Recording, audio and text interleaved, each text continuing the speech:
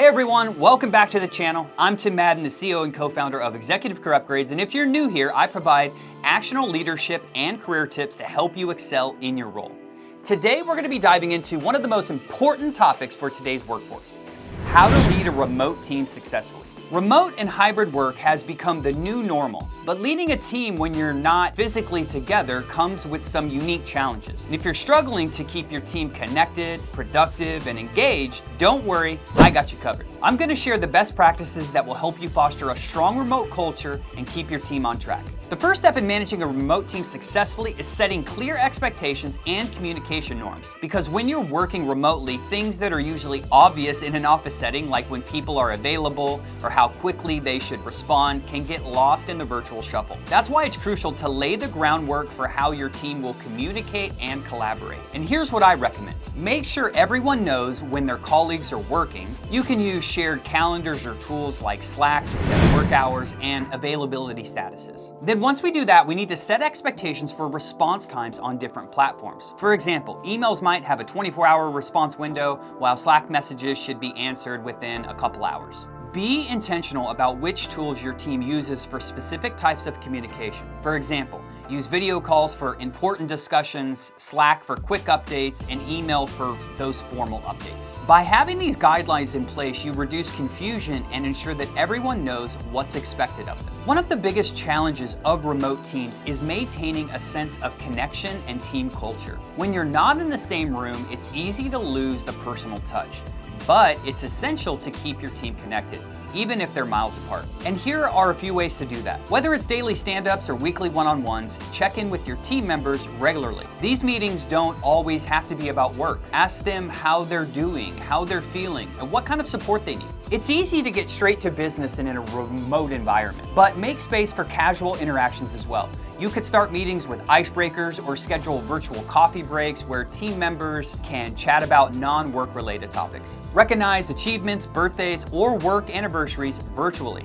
You could send a small gift, give a shout out in a team meeting, or even organize a virtual celebration. These gestures go a long way in building team spirit and showing appreciation. Building that culture remotely is all about creating opportunities for human connection, even when you're not face to face. One of the key benefits of remote work is that flexibility, but with that comes the need to shift from measuring performance by hours worked to measuring it by results. In a traditional office setting, managers often feel more comfortable when they can physically see their employees working, but in a remote environment, it's more effective to focus on the output rather than the time spent at the desk. Now, here's how you can implement a results-oriented approach. Make sure each team member has clear, measurable goals tied to their role. These could be daily, weekly, or project-based. Use project management tools like Asana, Trello, or Monday.com to track tasks and deadlines. This gives you visibility into what's getting done without feeling you need to micromanage everything. And give your employees the autonomy to manage their time as long as the work is being delivered on time and at the expected quality. Avoid the temptation to track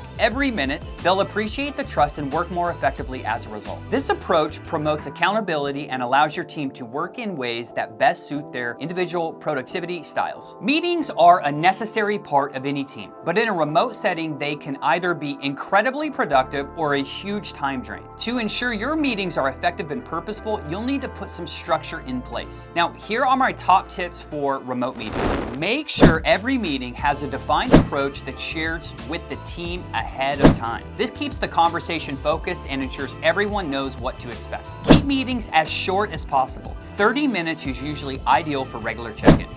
For longer meetings, build in breaks to keep everyone engaged. It's easy for remote meetings to become one-sided, so make sure you're encouraging feedback and questions from all participants, especially from those who might be quieter in virtual settings. Video helps humanize the conversation, so use it when you can. It allows for better communication through facial expressions and body language, which are key elements of understanding. With structured meetings, you can avoid wasting time and ensure that everyone leaves with clear next steps. Now, one of the things that can fall through the cracks in a remote setting is feedback.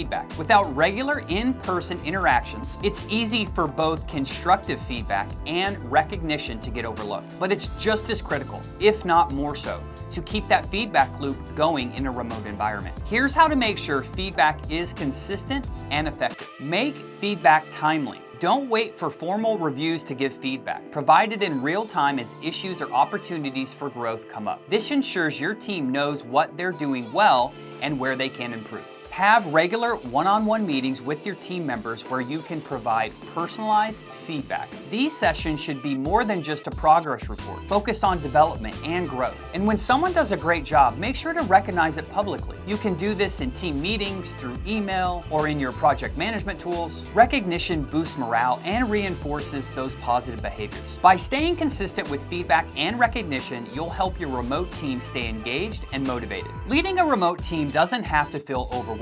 With the right practices like setting clear expectations, focusing on results, and building a connected team culture, and then providing regular feedback, you can create a thriving remote work environment where your team can do their best work. I hope you found these tips helpful. If you did, be sure to give this video a thumbs up, and don't forget to subscribe for more leadership and productivity advice. And let me know in the comments, what's your biggest challenge in managing a remote team? Thanks for watching, and I'll see you in the next video.